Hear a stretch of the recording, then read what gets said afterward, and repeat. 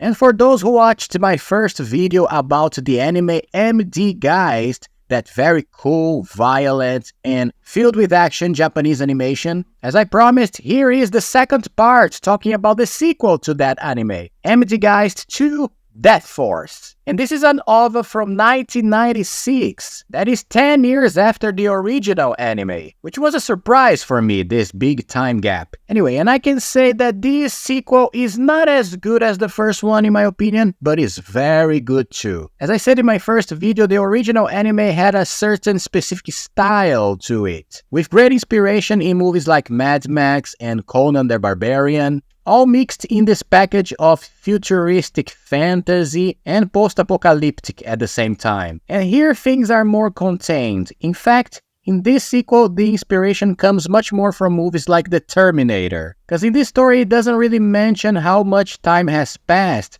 between the events of the first one. It seems that it has been years because the current society has been suffering with the attack of automated machines that are quite cruel and violent, because they literally eat human flesh, which is a very bizarre concept, machines feeding on human flesh. And of course, this provides us with great scenes of pure and beautiful carnage. And these machines are actually the Death Force, the operation that MD Geist activated in the end of the first movie. They hunt the surviving humans of this earth through many devastated cities. So if this doesn't remind you of the Skynet in Terminator, I don't know what else will. So right in the beginning of the anime, you already see the attacks of these lethal machines, mercilessly destroying and dismembering humans, until a savior comes up to save these people, wearing a huge white armor that has the silhouette of an angel soldier. He is able to fight these machines from the Death Force pretty easily, just like MD Geist. So we have a kind of suspense with the identity of this savior until he reveals himself as being another MD, that is another soldier from the same category of MD Geist. But the name of this one is MD Crowler. He is part of the same league and category of MD Geist, but his objectives are quite more noble, because he wants to save the human race that lives in this planet and destroy the Death Force machines with his powers. So much so that he has a fortress where he brings the survivors that he rescued during his missions and gives them shelter along with an army that works with him. So he's basically the image of the human savior, at least in the beginning. Soon enough, it becomes clear that his intentions, although noble, are quite more grandiose than it should be. For example, he literally wants to be humankind's leader in the future. That's why he works with the army in these operations against the Death Force machines. Then you have the return of some characters from the first anime.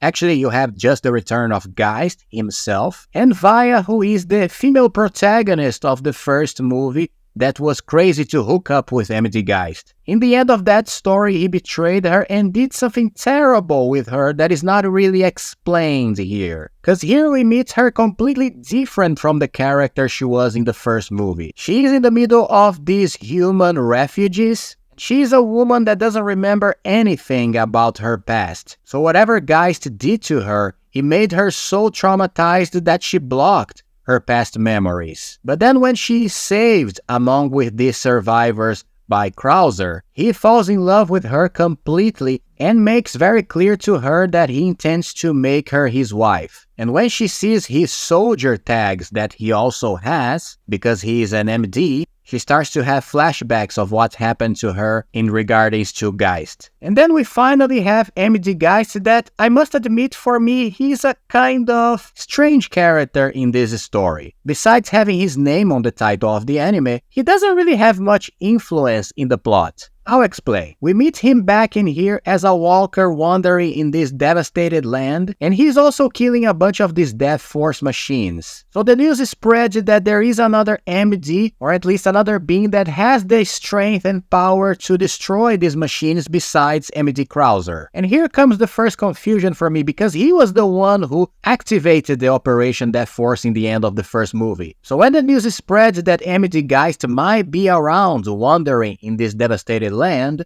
MD Crowler makes his mission to find Geist and destroy him since he knows he's the only one who can, like if he was actually the Messiah or the humankind's savior because of his huge ego. So this is a very interesting point of this sequel, because I really believe that this is what sequels must do. Take the basic elements of the first movie and put them in a different situation in a second story. In the case of Geist, we knew that in the first movie he was a lethal weapon and nobody could defeat him. So nothing more interesting than put him to face an equally lethal enemy in this one. And I really love the dichotomy that, like I said in the first video about the first one, Geist is not a hero, but MD Crowler considers himself a hero. So the story really plays with this idea of who is the real hero. Actually makes the question, is there really a hero in this situation? Because MD Crowler is not really a sane guy because of his ego, and not really capable of being a savior like he thinks himself as. And I think this movie plays very well with this idea of putting Geist and Crowler against each other as literally an angel and a demon in a battle. So much so that one has a white armor and the other a black armor. And Geist is literally called a demon by Vaya that met him in the first movie, making the symbolism in the story even more clear. So it's a very interesting discussion in this new story that really elevates the themes in this anime, making it deeper than the first one. It is a discussion that I appreciate very much. Are really those who show themselves as angels or as saviors or as leaders that will lead a society group, are they really this? It never actually is. Even though this person has good intentions, the power and the greed for more power always corrupts one. But consequently, this brings another confusion to me, because like I said, the protagonist of the story, that is Geist,